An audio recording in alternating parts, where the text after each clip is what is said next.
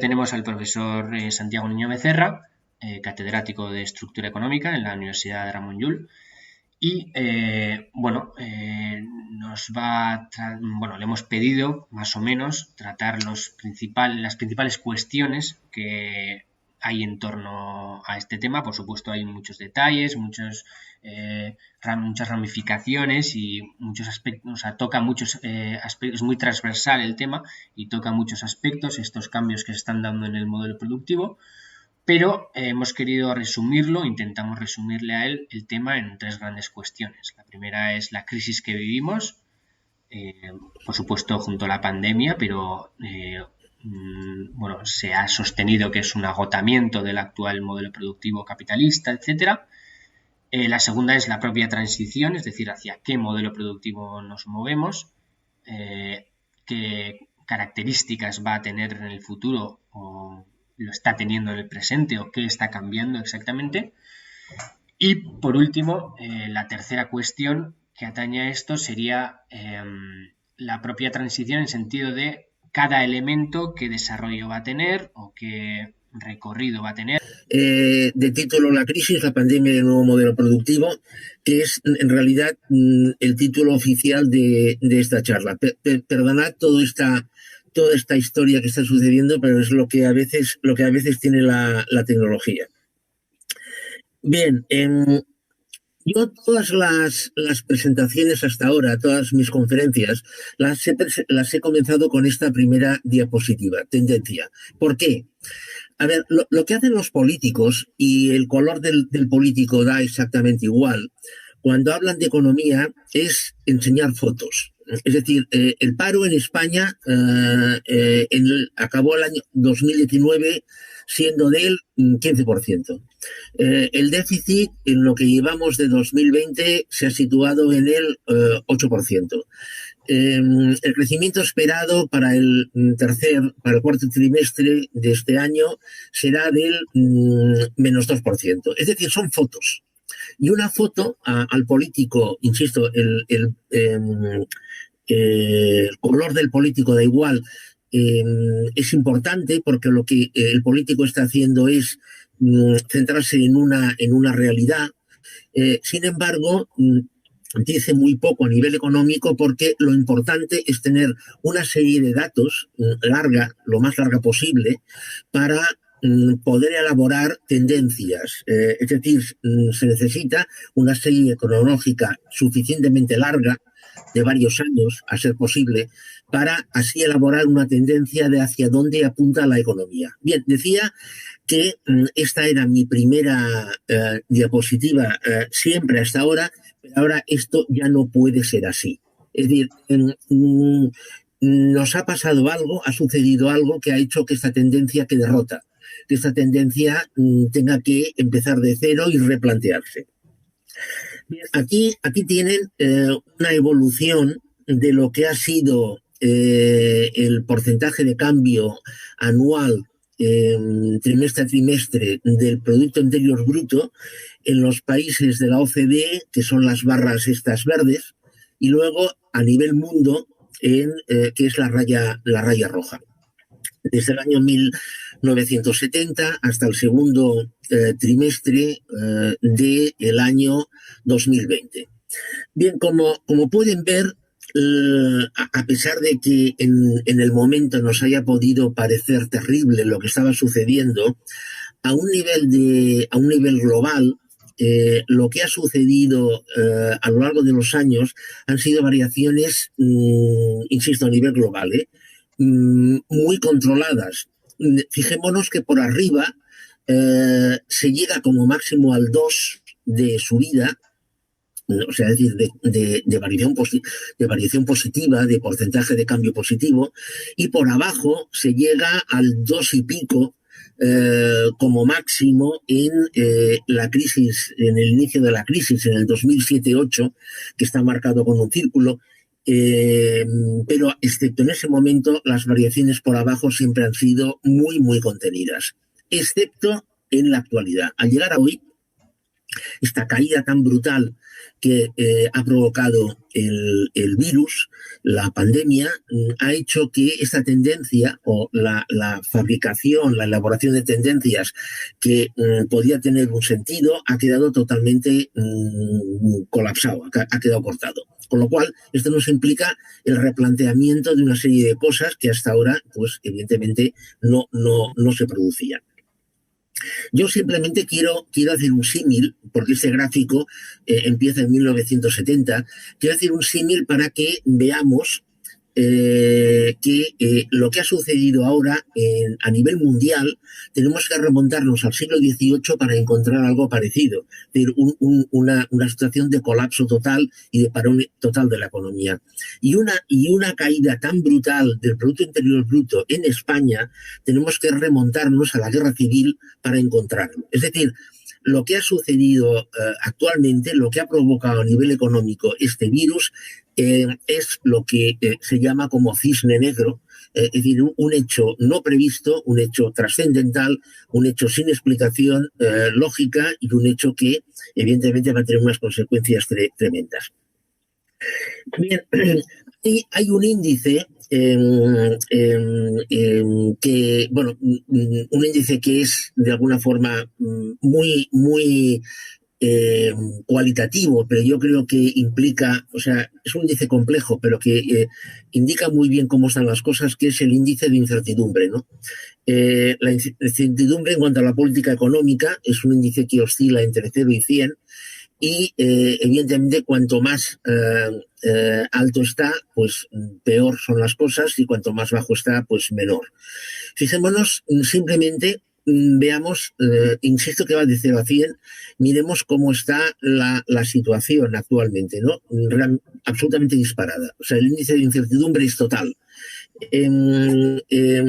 Total, de forma tal que lo que nos está indicando es una situación que no pueden realizarse previsiones ciertas de cómo va a evolucionar, un poco en línea con lo que decíamos antes. Un añadido. Actualmente el comercio internacional juega un papel tremendo en la evolución económica. Fijémonos que esta evolución fue muy lineal hasta la década de los 50. A partir de la década de los 50, este gráfico de hecho empieza en 1500, a partir de la década de los 50, a partir de 1950 se dispara la evolución del peso del comercio internacional en el Producto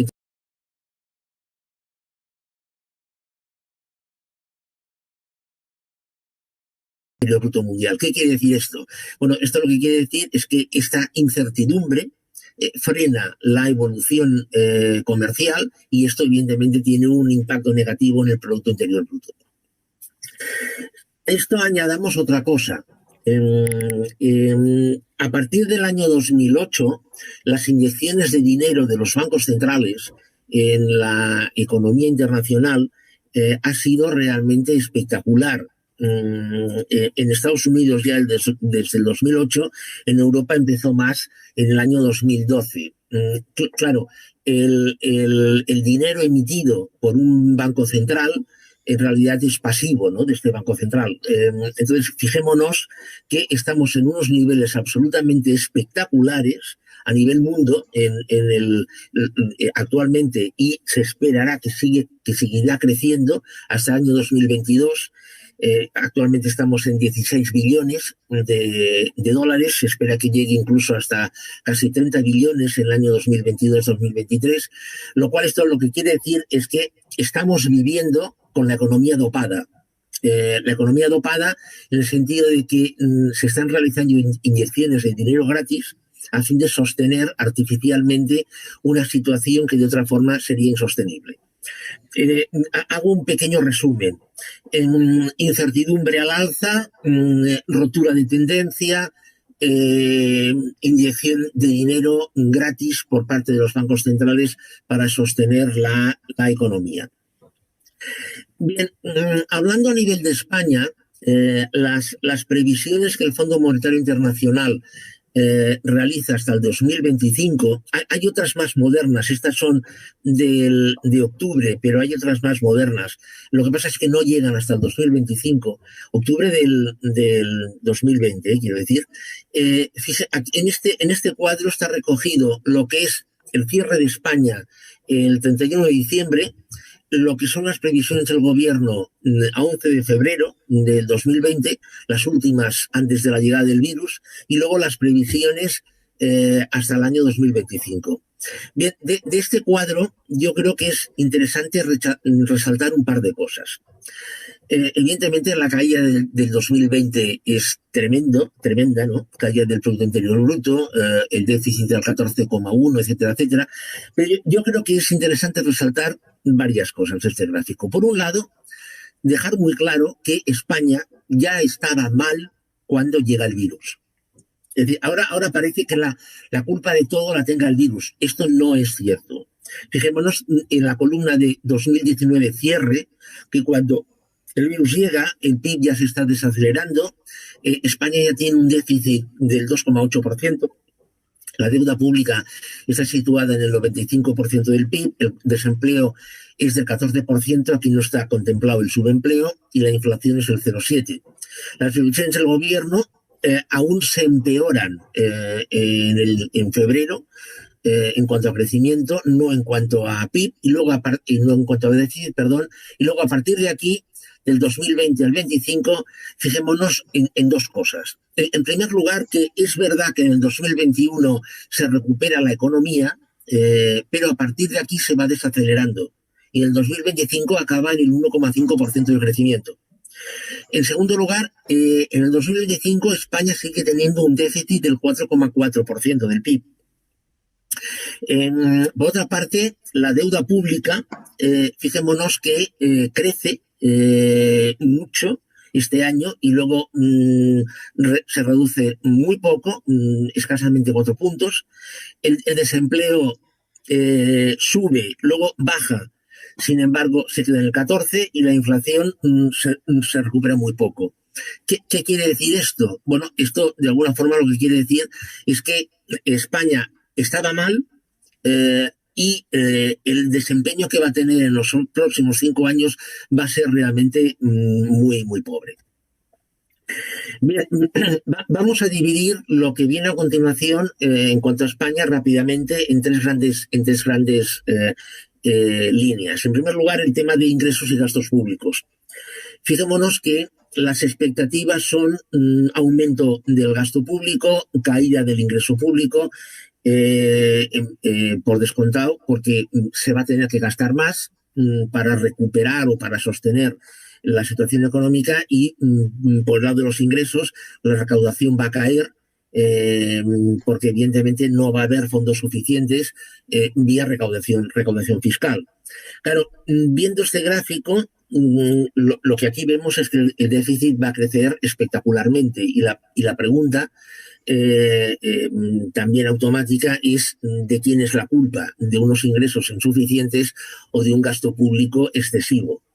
Bien, en cuanto a ingresos públicos, España está por debajo de la media europea y por debajo de la media de la zona euro. La barra roja es España. Aquí tenemos también representados una serie de países, ¿no? Las dos barras azul más pálido son la eurozona y la Unión Europea. ¿Cuál es el resumen de esto? Bueno, es obvio, ¿no? La presión fiscal en España es baja. Ahora dirán ustedes, o sea que en España se pagan pocos impuestos. La respuesta es que sí. O no se pagan los que se tendrían que pagar. Entonces, ¿cuál es el problema? Básicamente el problema es el fraude fiscal. En España el fraude fiscal es muy elevado. Aparte de esto, las deducciones que tienen las empresas también son muy elevadas, deducciones fiscales me refiero, y esto hace que el nivel de ingresos públicos esté por debajo de la media europea. En cuanto a los gastos, bien, está por debajo de la media europea la situación en la que se halla España. La barra roja es España, tenemos la media europea y la media de la eurozona. Es decir, el nivel de gasto público en España es bajo. Sin embargo, por lo dicho anteriormente, ¿qué podemos esperar? Bueno, evidentemente lo que podemos esperar es que el equilibrio fiscal, la tendencia, la búsqueda del equilibrio fiscal vendrá por el lado de aumentar los ingresos públicos, evidentemente, aumentarán los impuestos, pero sobre todo yo creo que vendrá por el lado del recorte del gasto público. Recorte que puede ser directo, recorte o bien indirecto por la vía de copagos, como por ejemplo copago sanitario, etcétera, etcétera. El otro gran bloque, hemos visto el bloque de ingresos y ingresos en gasto público, el otro gran bloque es el lado de la seguridad social. Y como ustedes saben, la seguridad social, una de las partidas principales que mueve es el tema de las pensiones. Bien, la seguridad social en España, independientemente de lo que digan los políticos, con el sistema actual es absolutamente insostenible, no se puede aguantar, no se sostiene. Ustedes saben que el gobierno del Partido Popular en el año 2013 hizo una reforma que luego el gobierno actual ha derogado. Aquí tienen dos escenarios, lo que sucedía con la reforma y sin la reforma. Con la reforma, con todo lo que significaba la reforma de la seguridad social, el equilibrio entre gastos e ingresos, la seguridad social lo obtenía en el 2051, en el año 2051, y sin reforma el equilibrio no se obtiene jamás. Claro, la reforma, ¿qué significaba? Pérdida del poder adquisitivo de las pensiones, clarísimamente. Y reducción del nominal por tener en cuenta una serie de factores. Sin reforma, bueno, evidentemente no es sostenible el sistema, ¿no?, de pensiones. Este es un tema que no se está abordando, porque evidentemente políticamente no es correcto. Recuerden que en España hay 11 millones de pensionistas. O sea, no es políticamente correcto, pero el problema está ahí. Es decir, el sistema de pensiones, tal y como en España está diseñado, no es sostenible. Bueno, en España, en Francia, en Europa en general. El otro gran problema que tenemos es el problema de la deuda global. Bueno, en este gráfico, fíjense, están separadas lo que son las economías avanzadas y las economías emergentes. Está la deuda en niveles absolutamente récord. La deuda pública está en niveles absolutamente récord, incluso en niveles por encima al de la Segunda Guerra Mundial. Esta es una situación que pura y simplemente es sostenible en tanto en cuanto los tenedores de esta deuda, los compradores de esta deuda, acepten que la deuda vale lo que se está aceptando que valga. Es decir, en el momento de que alguien se cuestionara que la deuda no vale lo que se dice que vale, evidentemente habría un colapso, habría un desastre. Esta situación es absolutamente insostenible. Es decir, dicho con las palabras, ningún país puede pagar lo que debe, absolutamente ninguno, ni siquiera Estados Unidos, nadie. Lo que pasa es que nadie se plantea esta cuestión porque el negocio de la deuda se halla en el pago de intereses. Entonces, los bancos centrales y los fondos de inversión compran deuda pública por los intereses, no por el nominal. Lo que pasa es que el nominal está ahí y es activo en los balances de los compradores de la deuda, pero es un activo que evidentemente a nivel real no vale lo que el valor contable dice que vale, con lo cual aquí evidentemente tenemos un problema. En cuanto a España, aquí tienen la representación de este gráfico, lo van a ver muy poco, porque evidentemente es un gráfico muy políticamente incorrecto. Llega hasta el 31 de diciembre del año 2019 y es la evolución de la deuda pública, de la deuda privada y del PIB. El PIB, el Producto Interior Bruto, es la línea azul. Este gráfico arranca en el año 94. La deuda pública es la línea gris. y la deuda privada es la deuda roja, la línea roja, perdón. La deuda total es la suma de deuda pública y privada, que es la línea naranja. Bueno, este gráfico pone de manifiesto dos cosas interesantes. En primer lugar, fíjense que la evolución de la deuda pública en España hasta el año 2007 fue realmente muy baja. O sea, España tenía muy poca deuda pública. O tenía poca, no digamos muy poca, tenía poca deuda pública. Toda la financiación de España va bien se consiguió a base de deuda privada, endeudamiento privado. Evidentemente, la suma, línea naranja, bueno, pues evidentemente fue elevada. A partir del año 2007 comienza el endeudamiento, el descenso en el endeudamiento privado y aumenta brutalmente el endeudamiento público. Bien, actualmente España tiene una deuda total entre pública y privada que, como pueden ver ustedes aquí, supera los 2.750.000 millones de euros, prácticamente 2 veces el Producto Interior Bruto. La situación en cuanto a la deuda total en España es realmente muy preocupante, muy preocupante. En este gráfico, en cuanto a la deuda pública de España, es un gráfico elaborado a partir de un estudio que realizó el Banco de España, y yo lo que he hecho es, de alguna forma, proyectarla hasta ver dónde se alcanzará un teórico equilibrio. Bien, yo les recuerdo que el nivel de equilibrio de Maastricht está en el 60% del Producto Interior Bruto. Es las condiciones de Maastricht, ¿no? Bien, el escenario 1 es que la vacuna funcione y no haya un nuevo rebrote, y el escenario 2 es el que haya, bueno, un rebrote muy fuerte del virus, ¿no? Bien, recuerden que, lo hemos visto antes, España cierra el año 2019 con una deuda del 95% del PIB. Bien, con una deuda del 95% del PIB, ese nivel de deuda España no lo va a recuperar hasta el año 2042, en el escenario 1, es decir, en el escenario bueno, y hasta el año 2056 en el escenario con pandemia, con rebrote y con una distribución deficiente de la vacuna.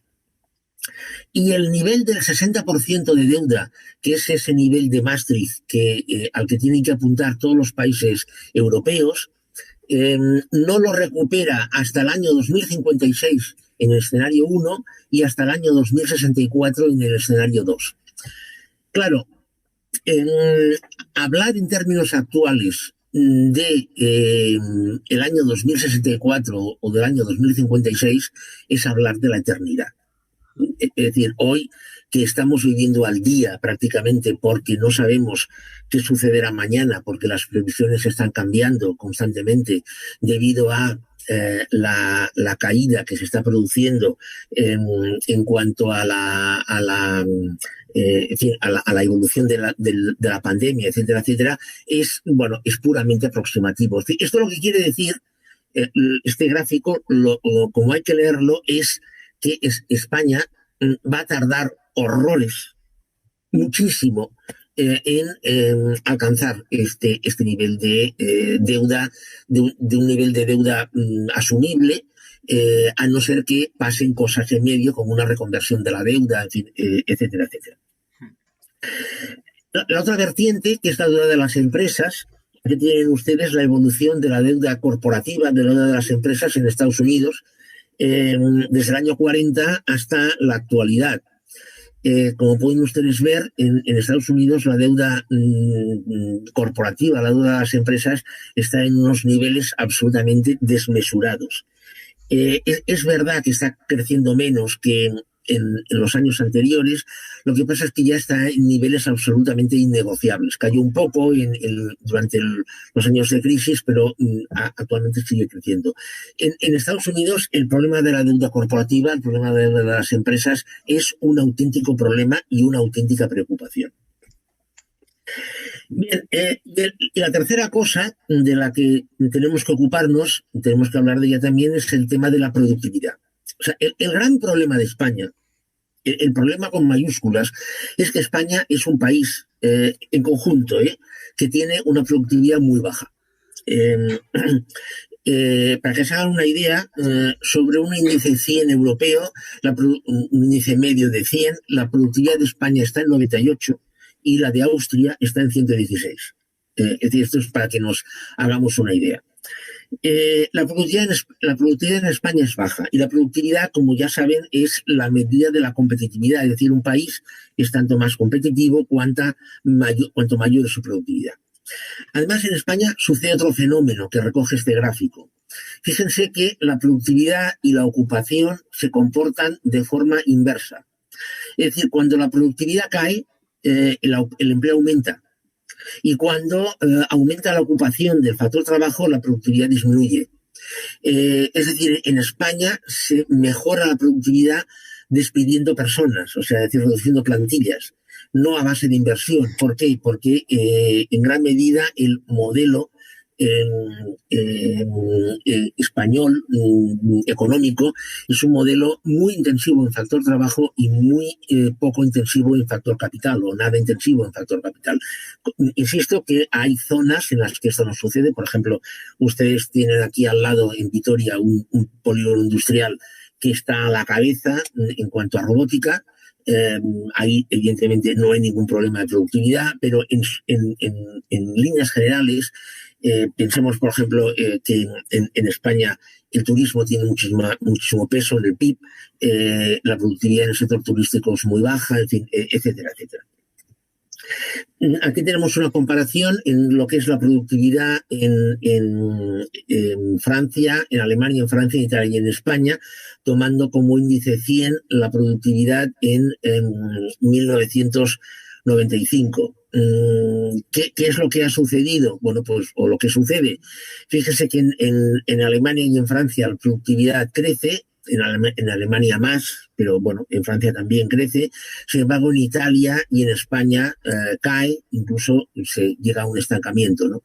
En la línea de abajo, por debajo del 90. Y este gráfico llega hasta el 2050. Es decir, no hay nada, en principio, que estime que la productividad va a aumentar en España, lo cual evidentemente podemos deducir las próximas décadas cómo va a ser la actividad económica en España, ¿no?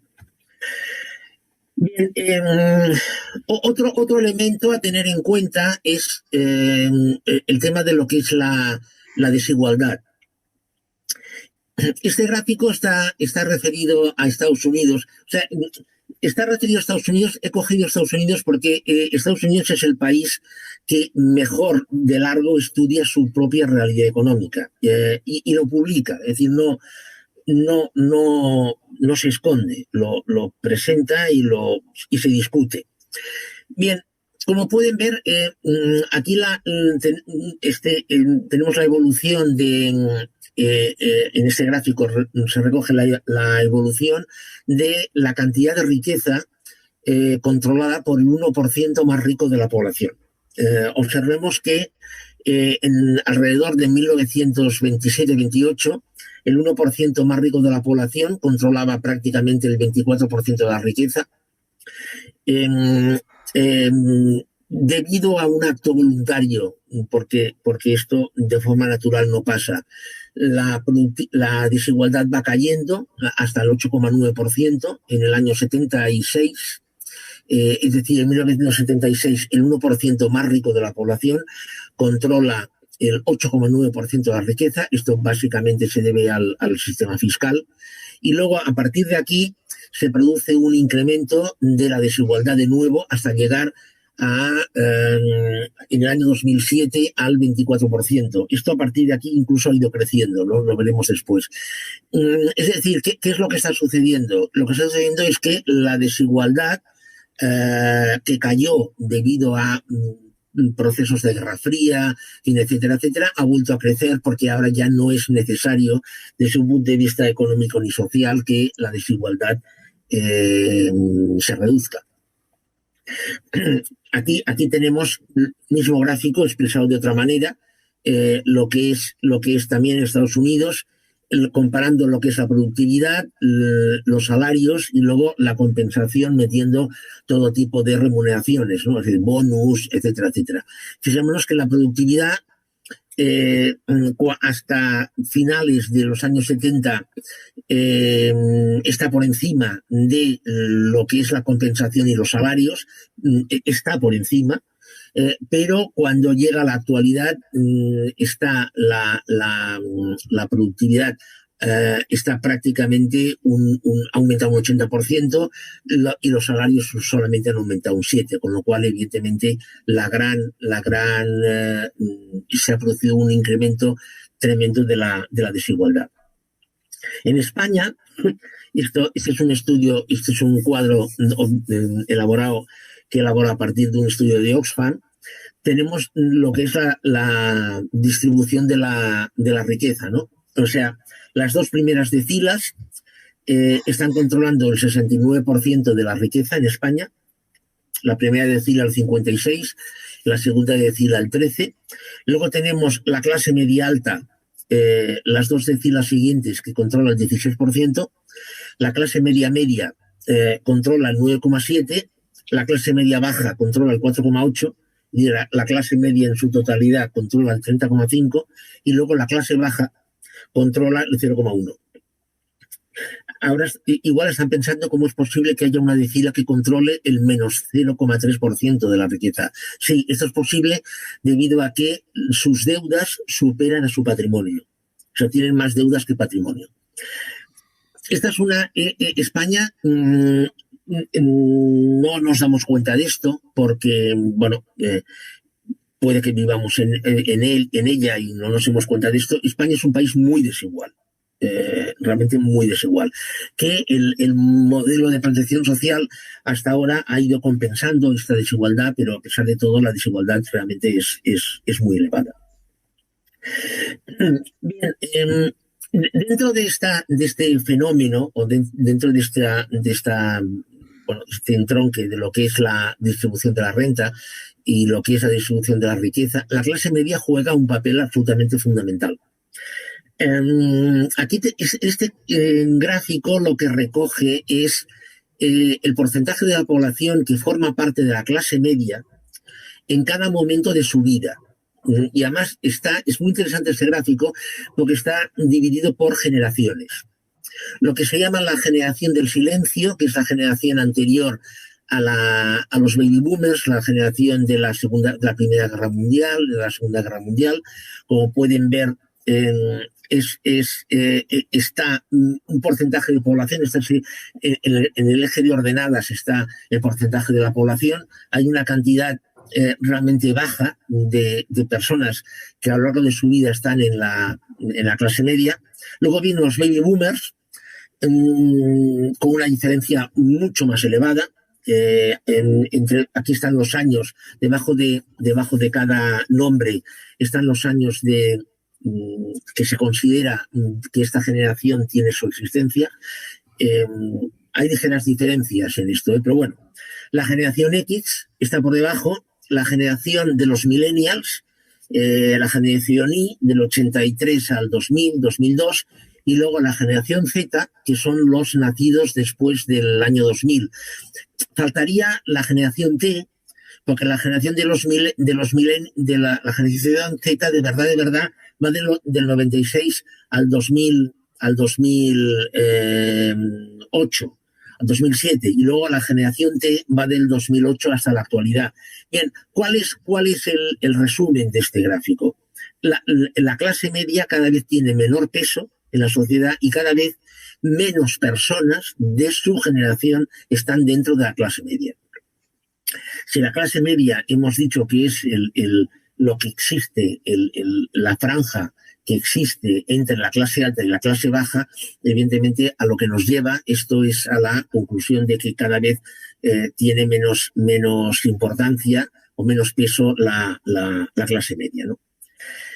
Bien, yendo a un nivel más global, Aquí lo que, y para que quede reflejado, el impacto regional que va a tener en cuanto a pérdidas del Producto Interior Bruto el cambio climático, ¿no? En el escenario 2010-2060. Como pueden ver, aquí tenemos una serie de zonas del planeta, ¿no?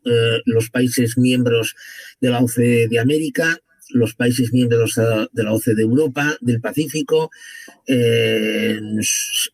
sur y sureste de Asia, mundo, que sería la línea de rombitos, y luego el resto de Europa. Bien, como pueden ver, excepto en el Pacífico, los países miembros de la OCDE Pacífico serían Japón, Australia, etcétera, etcétera, excepto en ellos, y sube muy poco.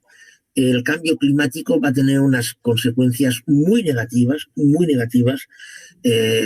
para todo lo que es el planeta en general, el mundo, y sobre todo para la zona de el sur y el sudeste de Asia. El cambio climático va a tener un coste realmente muy, muy importante.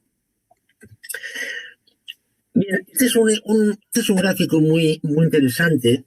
Y cuando acabemos este gráfico haremos una primera conclusión. Está extraído de un estudio que realizó la OCDE, en el que proyecta el porcentaje de crecimiento, de variación anual en el crecimiento en 147 países hasta el año 2060, ¿no? Va por décadas, ¿no? Del 2010, etcétera, etcétera, al 2050-2060. Bien, la conclusión que podemos sacar, así de entrada, es que a nivel mundo vamos a peor, vamos a menos crecimiento, y además ese crecimiento va a estar de alguna forma, bueno, muy, muy sesgado. En los países no miembros de la OCDE, el hundimiento es clarísimo, y en los países miembros de la OCDE, que sería esta línea azul, lo que podemos decir es que básicamente nos estancamos.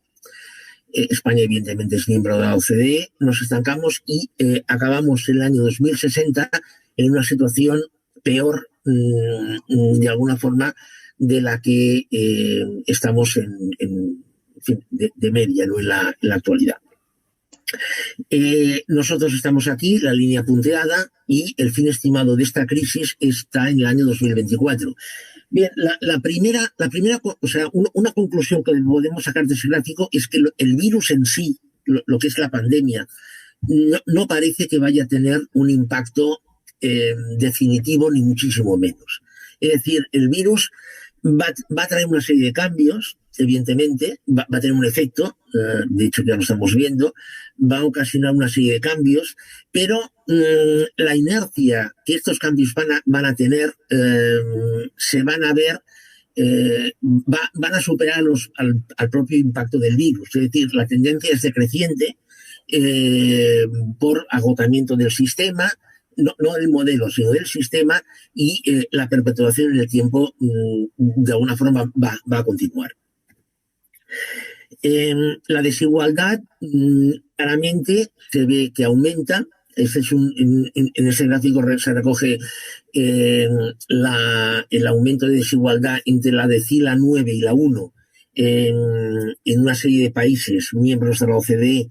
Entre el 2010 y el 2060, España está marcada con la flecha esta roja. Fijémonos que la desigualdad aumenta en todos los países. Es verdad que en unos aumenta más que en otros, es cierto, pero en todos aumenta. En España, concretamente, aumenta bastante. A resaltar, por ejemplo, el caso de Israel, donde aumenta realmente muchísimo, o incluso el caso de Irlanda. De Islandia, perdón. Bien, este gráfico de alguna forma recoge un poco lo que hemos dicho hasta ahora.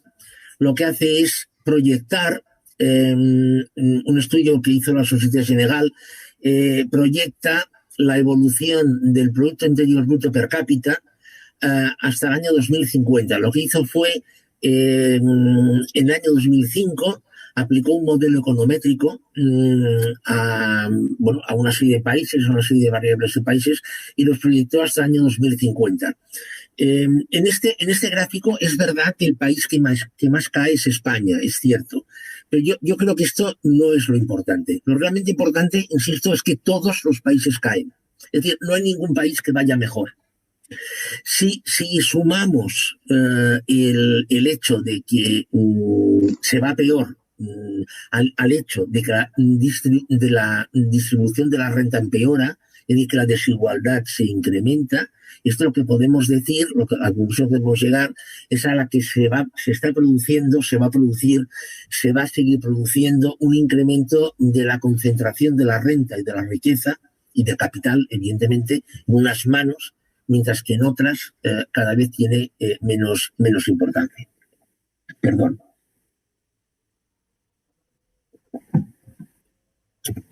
Bien, conclusiones. La primera cosa que tenemos que tener muy clara es que eso que nos han dicho, de que nos han dicho durante décadas, de que el mundo siempre va a mejor, no es verdad. O sea, el crecimiento no es inevitable. Tienen que darse una serie de circunstancias, tienen que darse una serie de procesos, tienen que darse una serie de elementos para que el crecimiento siga existiendo.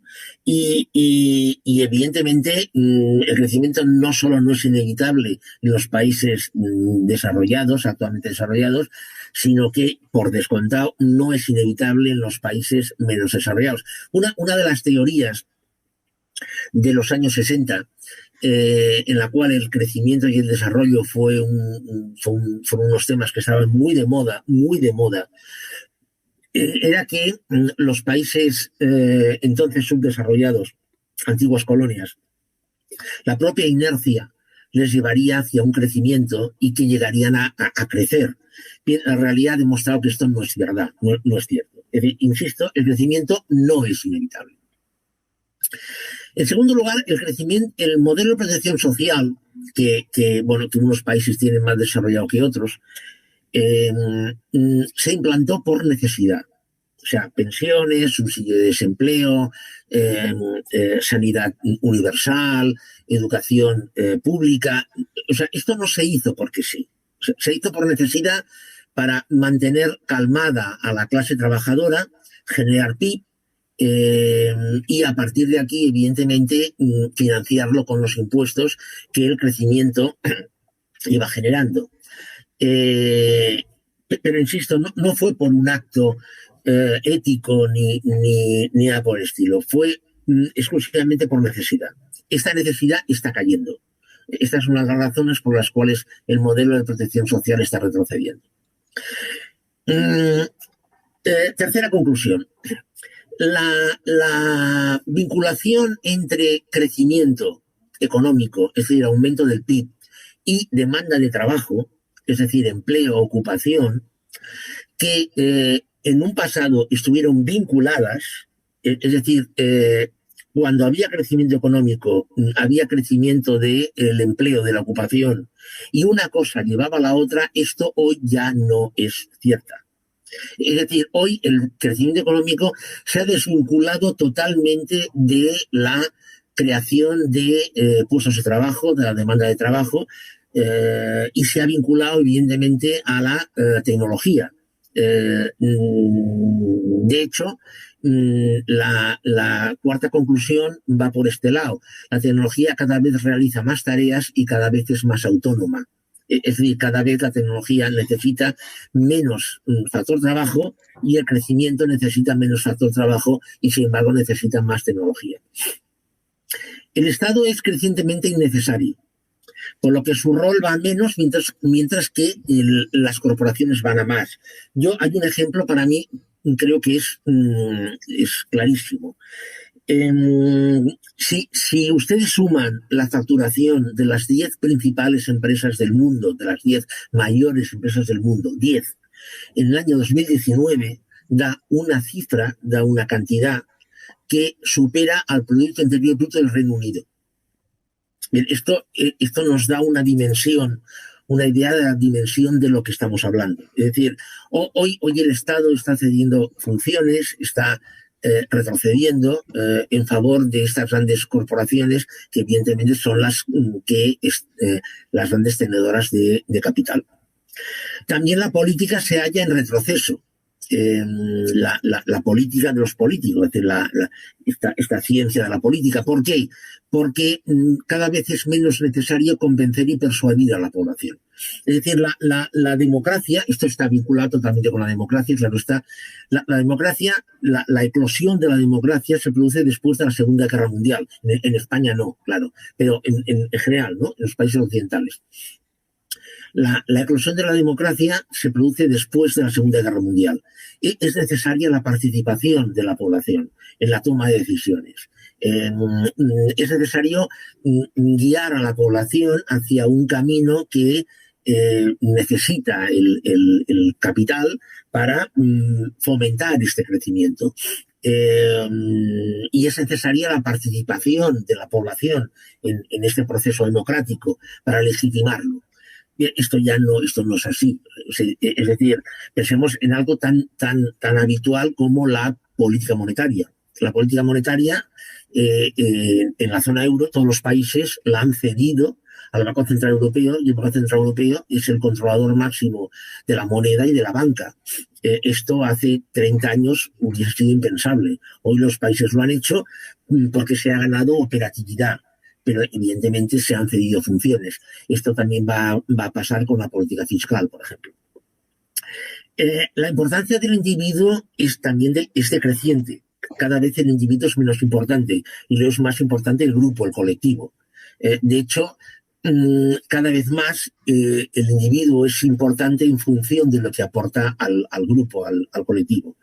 Lo hemos comentado antes, la desigualdad va en aumento. Cada vez más se está polarizando la situación social entre los insiders, los que están dentro, los que participan, los que generan, y quienes están fuera, quienes hacen poco o nada, quienes no son necesarios, etcétera, etcétera. En consecuencia, claro está, lo necesario es y será lo importante, y lo que no sea necesario cada vez lo será menos.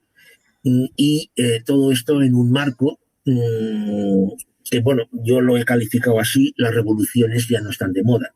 Pensemos que el siglo por antonomasia de las revoluciones fue el siglo XIX. ¿Por qué? Porque en ese siglo el capitalismo se fue desarrollando, fue creciendo y se fue desarrollando. Había una contestación. Esa contestación ya ha desaparecido. Actualmente se ha de hacer lo que es conveniente. Oponerse los millennials concretamente dicen que es inútil porque no sirve absolutamente para nada. Bueno, yo lo dejo aquí. Yo he acabado y a partir de aquí si hay alguna pregunta, alguna cosa, algún tema, pues lo comentamos.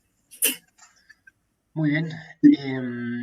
Bueno, he hablado con alguna gente del público y parece ser que durante la charla se ha escuchado bastante bien, que ha ido fluido, así que bueno, me alegro mucho.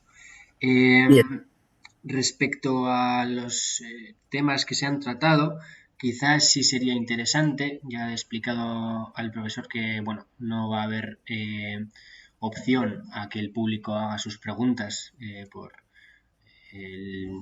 la característica o el carácter de esta charla, que ya nos ha dado problemas técnicos, como habréis podido comprobar.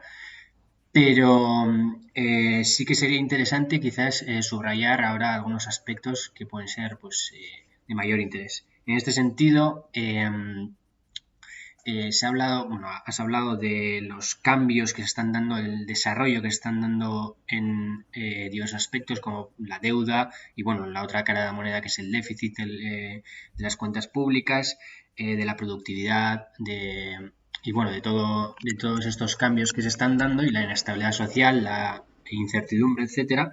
pero quizás sería interesante desarrollar un poco más o profundizar en una perspectiva general del cambio de ciclo que se está dando. Es decir, bueno, en concreto tienes, para el que quiera verlo también del público en YouTube, un vídeo hablando de la industria 4.0, de la robotización. Además tienes una larga experiencia en el sector automovilístico, si no me equivoco, y por tanto conoces de cerca los cambios que se están dando en este sentido, en la tecnología, que también has hablado de la relación entre productividad, el factor trabajo y la tecnología, pero sería un poco esto, en el sentido en que nos encontramos en un fin de ciclo o un proceso de acumulación, en el fin de un ciclo, vamos, los cambios que se van a dar en el modelo productivo en vistas a pues la robotización, y bueno, eso, un poco el nuevo modelo y qué papel tendrá el trabajo en él, qué papel tendrán las máquinas, la robotización en él, qué diferencia va a suponer respecto a la producción, pero también respecto a la renta. Más de una vez también has hablado de la renta básica o renta universal, estos conceptos de una redistribución de la renta debido a al desempleo que surgirá del nuevo modelo productivo y de la falta de protagonismo que pueda tener el factor trabajo en ese nuevo modelo. Bueno, un poco estos aspectos que igual no se han atendido tanto en la charla y que podemos profundizar ahora, si te parece bien. Sí. A ver, la tecnología, la tecnología ha existido siempre. Lo que pasa es que hasta la década de 1980 la tecnología no tuvo un carácter absolutamente disruptivo. Es decir, hay tres grandes periodos de desarrollo de la tecnología.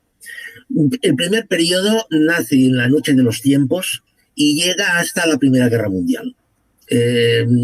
Después de la Primera Guerra Mundial se produce un aumento de la productividad muy alta debido en gran medida a las mejoras tecnológicas que sucedieron con la Segunda Revolución Industrial. El segundo periodo va desde mitad de los años 20 aproximadamente a finales de la década de 1970, perdón. Es un periodo en el cual hay un gran aporte tecnológico, se incorpora mucha tecnología a la producción y también al consumo, evidentemente, claro está. Pero es una tecnología que no destruye puestos de trabajo, o si los destruye, estos puestos de trabajo son necesarios para producir con otra tecnología en otro sector. Es decir, es un periodo que se caracteriza, sobre todo después de la Segunda Guerra Mundial, por un desempleo muy bajo, porque a pesar de que, insisto, los aportes de tecnología son muy fuertes, esa tecnología necesita factor trabajo para funcionar. El tercer periodo nace a principios de los años 80 y es cuando empieza a incorporarse la robótica a la producción. De hecho, los primeros robots se introducen en la industria del automóvil a principios de los años 80. Hay un famoso estudio de la OCDE en el que analiza la evolución de crecimiento y empleo a lo largo de prácticamente 3/4 de siglo, 75 años. Entonces se aprecia perfectamente que hasta mediados de los años 80 existía un paralelismo entre Producto Interior Bruto y ocupación, empleo, de tal forma que uno iba acompañando al otro. A partir de mediados de los años 80 se produce un divorcio. El PIB crece muchísimo más de lo que lo hace el empleo. Y de hecho, el empleo incluso no crece o se estanca y el Producto Interior Bruto continúa creciendo. ¿Por qué? Porque la tecnología cada vez es más sofisticada, es decir, cada vez hace más cosas. A esto añadamos otras dos características de la tecnología. Por un lado, la tecnología cada vez es más barata a pesar de que sea más sofisticada, ¿eh? Y en tercer lugar, cada vez es más fácil de utilizar. A esto, en este momento seguimos suponiendo que, bueno, sigue sucediendo, perdón, que para manejar la tecnología hace falta personas. Pero ya hemos llegado a un momento, a un punto con la inteligencia artificial que ya no hace falta, no hacen falta, están no haciendo falta personas para manejar la tecnología. De hecho, hoy la tecnología, por cada puesto de trabajo que crea, destruye 7. Estoy hablando en términos medios, ¿eh? Entonces, claro, aquí se produce una cadena de hechos, ¿no? La tecnología destruye puestos de trabajo, la tecnología es capital, el capital se concentra, se produce un desempleo o un subempleo de cada vez más personas que reciben una remuneración más baja. Esto tiene un impacto en la recaudación fiscal. La recaudación fiscal cada vez es menor, los estados cada vez tienen menos ingresos y por otra parte la seguridad social también, con lo cual se puede dedicar menos a políticas sociales. De momento esto se está cubriendo con deuda, tal y como hemos comentado, pero claro, esta deuda no tiene un crecimiento infinito. Es decir, ¿a qué apunta este escenario? Este escenario evidentemente apunta a un mundo muy controlado por el gran capital, la gran tecnología, las grandes corporaciones y una demanda de trabajo baja en comparación con la producción, con una productividad muy alta y una masa social o desempleada o subempleada, y para la cual evidentemente tendrá que ponerse en marcha una renta básica a fin de cubrir sus necesidades fundamentales. Y claro, entonces es previsible un cambio en este, o es asumible un cambio en esta evolución. Yo creo que no, porque lo que no va a suceder es, en primer lugar, que va a dejarse de implementar tecnología en el proceso productivo, y en segundo lugar, lo que no va a suceder tampoco es que la tecnología vaya a dejar de evolucionar. Es decir, esto no es asumible, con lo cual, teniendo en cuenta que la oferta de trabajo no va a reducirse, porque aunque solamente sea por cuestiones vegetativas, la oferta de trabajo se irá aumentando, llegará un punto en que, pues se está llegando a un punto en el que no habrá más que un escenario de altísima desigualdad entre bueno, el capital concentrado y el resto de la población.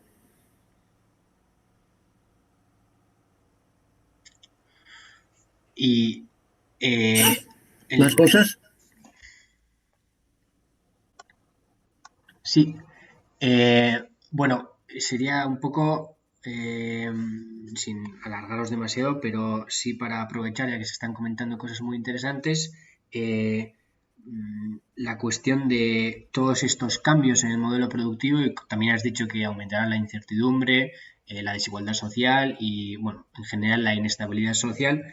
¿Qué consecuencias tendrán en la política de los estados y en el panorama político, en el sentido de, bueno, has comentado cómo el paradigma del estado de bienestar de post Segunda Guerra Mundial se agota a finales del milenio más o menos, o del siglo, y qué consecuencias ha tenido esto, pero en general, ¿qué desarrollo pueden tener, por ejemplo, la política fiscal, la política monetaria, cuando pues el propio FMI está hablando de un nuevo Bretton Woods, cuando se está hablando de problemas con el dinero fiat, etcétera, o también una posible quita de la deuda, también se habla, porque has comentado que uno de los mayores problemas en los que se expresa los problemas que están habiendo es el de una acumulación de la deuda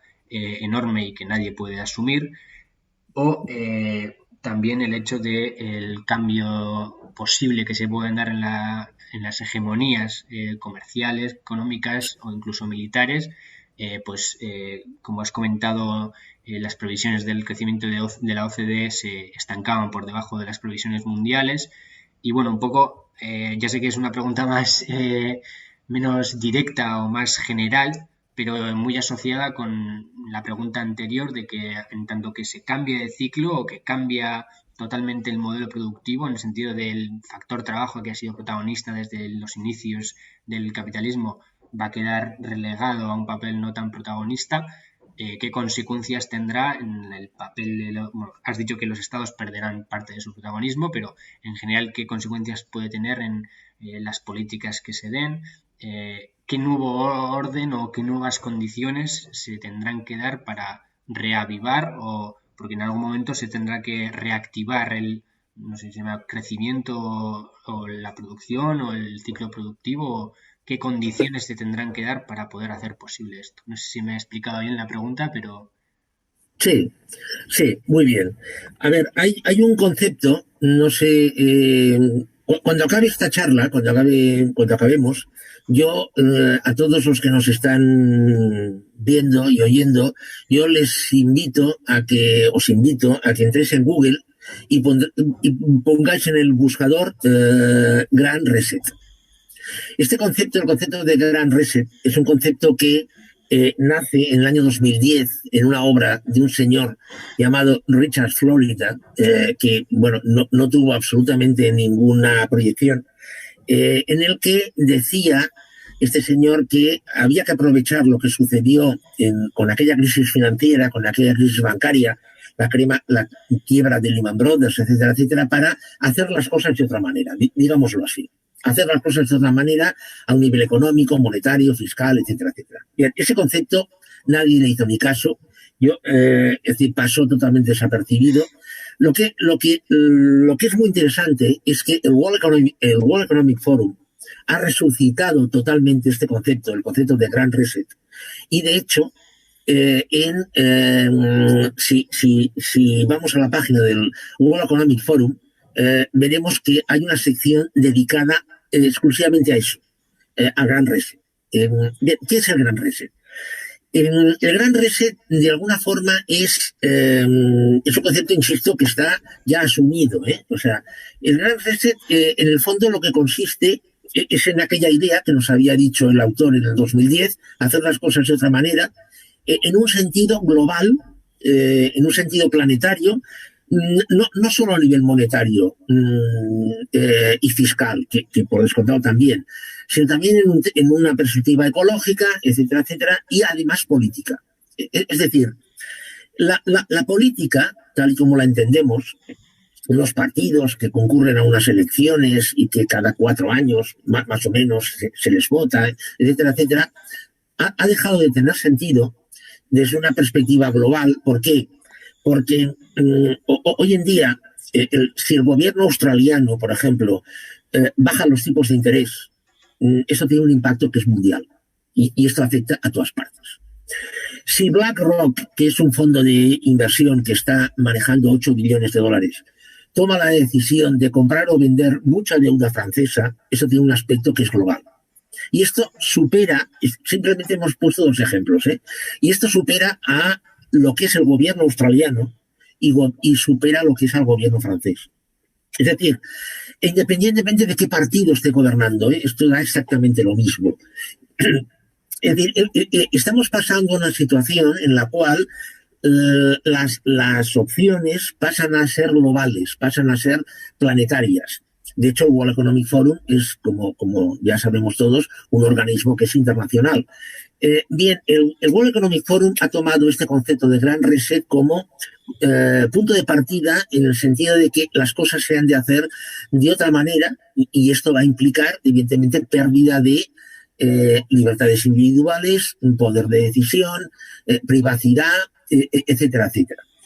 En términos monetarios, has hablado concretamente en términos monetarios. A ver, a lo que es el dinero en efectivo, el dinero fiduciario, esos euros que llevamos en el bolsillo, a eso le quedan 4 días. O sea, vamos a pasar a un dinero electrónico, totalmente, es decir, controlable. Es decir, si se quiere, ejecutable desde una perspectiva tecnológica, pero no desde una perspectiva física. El tema fiscal. El tema fiscal, que ha sido tradicionalmente un elemento importantísimo en la autonomía de los estados, también va a dejar de ser nacional y va a pasar a ser global. El comercio internacional, cada vez más las normas son internacionales. El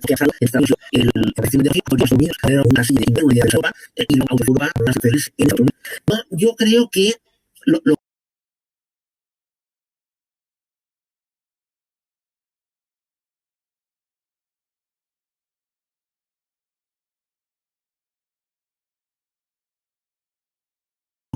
lo que es la política, lo que entendemos la política o las políticas, ¿no?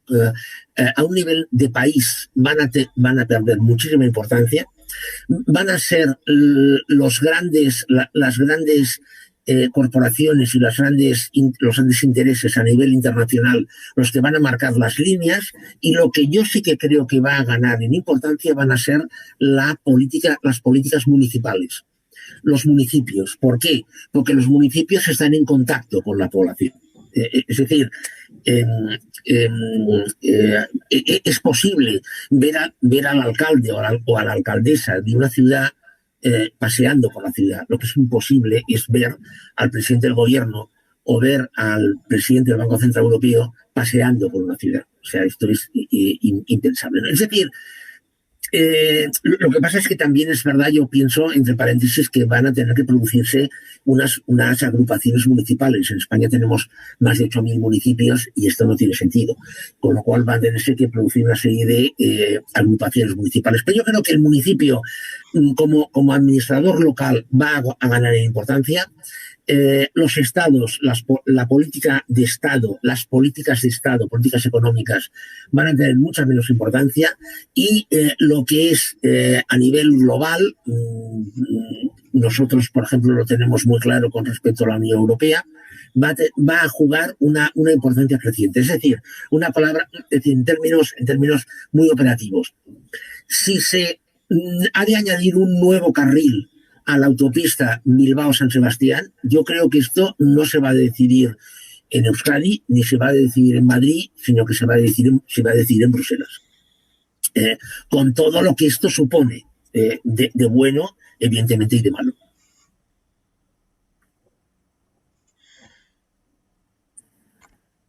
Bien, y para terminar, quizás una última pregunta, que sea igual la más difícil o igual la menos la que menos puede ser fundamentada, ya que eres conocido como el economista que previó la crisis del 2008, quizá que puedas aventurarte a más o menos qué plazos podemos manejar respecto a todos estos cambios, porque las estimaciones que has mencionado, la mayoría eran en torno hasta el 2050 o algo parecido.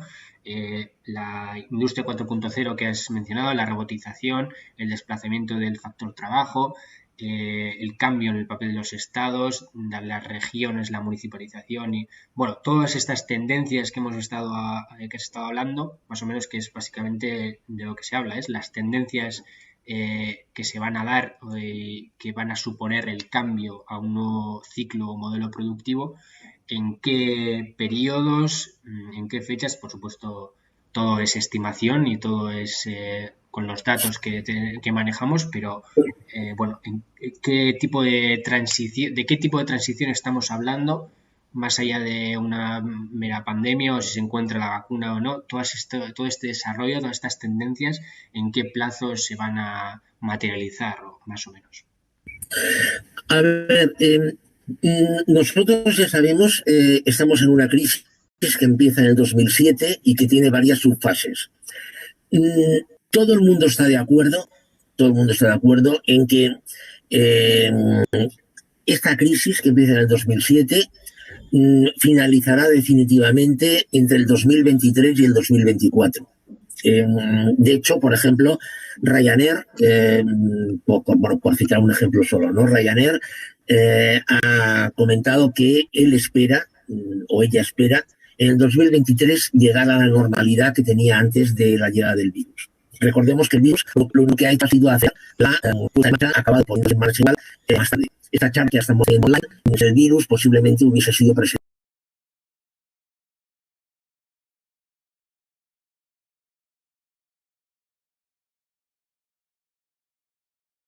y hubiese ido a Donosti o a Bilbo y hubiera hecho esa charla presencialmente. Bien, en 2023-2024 está aceptado que será el momento en el que, en términos generales, se llegará a una normalización de la situación con superación de los efectos del virus, etcétera, etcétera. Lo que pasa es que todo el mundo, es decir, todos los países, todos los sectores, no van a salir igual. Por ejemplo, Dinamarca va a superar esta situación con cierta facilidad y España no. España no. Y dentro de España, Euskadi entiendo que la va a superar con mayor facilidad de lo que la va a superar Extremadura. Es decir, ¿cuál es la primera conclusión que podemos sacar de aquí? Vamos a un escenario de geometría variable. Un concepto que tampoco es nuevo. Un concepto que nace en los años 80. En los años 80 no era feo, porque la idea era de ir todos juntos.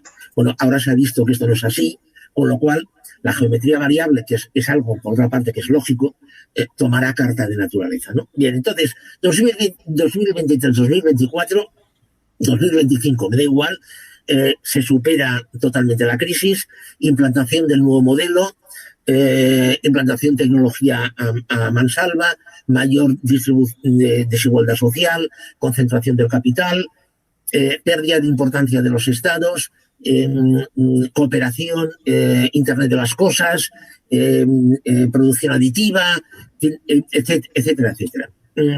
Es decir, entramos en un nuevo modelo en el que además el sistema, ya no el modelo, el sistema capitalista está en declive. ¿Por qué? Recordemos que el sistema capitalista, como todos los sistemas, tiene una serie de elementos que son esenciales, ¿no? En el caso del sistema capitalista, el papel del individuo, la propiedad privada de los medios de producción, el consumo creciente, etcétera, etcétera. Claro, esto es algo que ya está decayendo. Yo, perdonad que haga publicidad de mi último libro, pero en mi último libro, Capitalismo 1679-2065, lo analizo bastante bien, ¿no? Entonces, si nos fijamos ahora lo que está pasando, el individuo ya, la persona, cada vez tiene menos importancia, la tiene el conjunto. Hoy podemos no comprar un automóvil y acceder al uso de uno cuando lo deseemos. Hoy las empresas ya no compran maquinaria, lo que hacen es tenerla en renting o en leasing o por horas.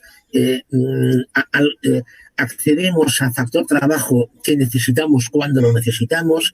No es casualidad ni es por un tema ideológico que el trabajo temporal o a tiempo parcial cada vez tenga mayor importancia, etcétera, etcétera. Bien, esto ya no es capitalismo.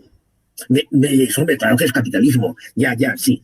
Es capitalismo, claro que es capitalismo. Lo que pasa es que es otro capitalismo. ¿Por qué? Porque el capitalismo ya está declinando. Entonces, yo entiendo, teniendo en cuenta que los sistemas económicos han tenido una duración históricamente en los últimos 2000 años entre 250 y 260 años, y teniendo en cuenta que el capitalismo oficialmente nace en 1820, yo estimo que entre el 2060 y el 2070 se producirá un cambio de sistema.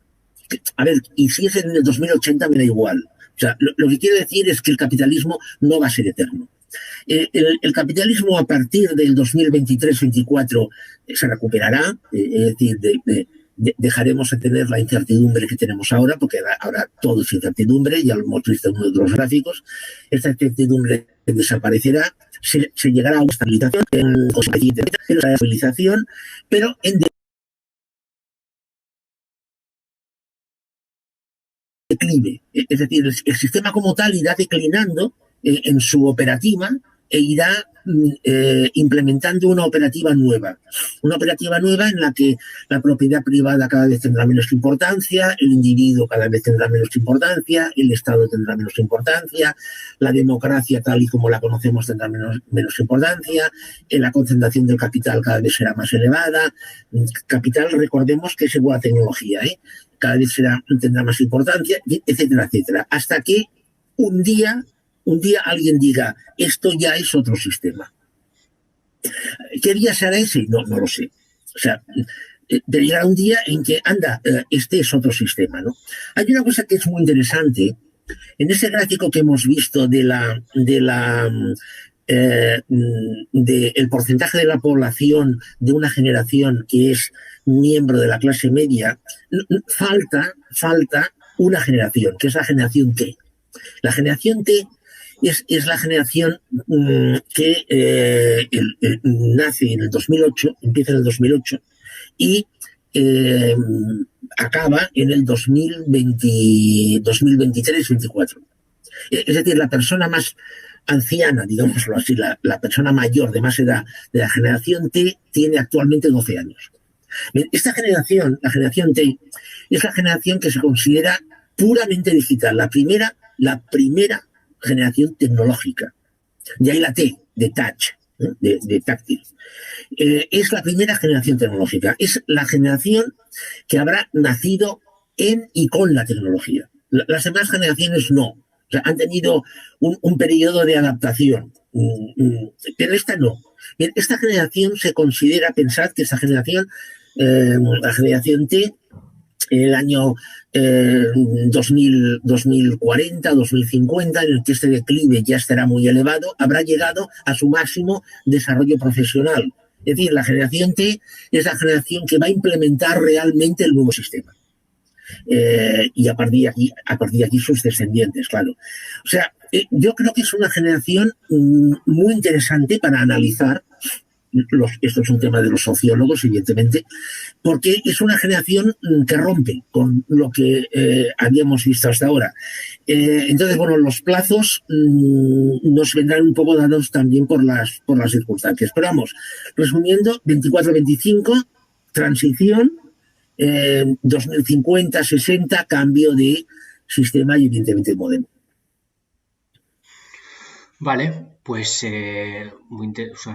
por mi parte no habría más. Perdona, ahora no te oigo. A ver, no. Vale, tenía el micrófono desactivado, gracias.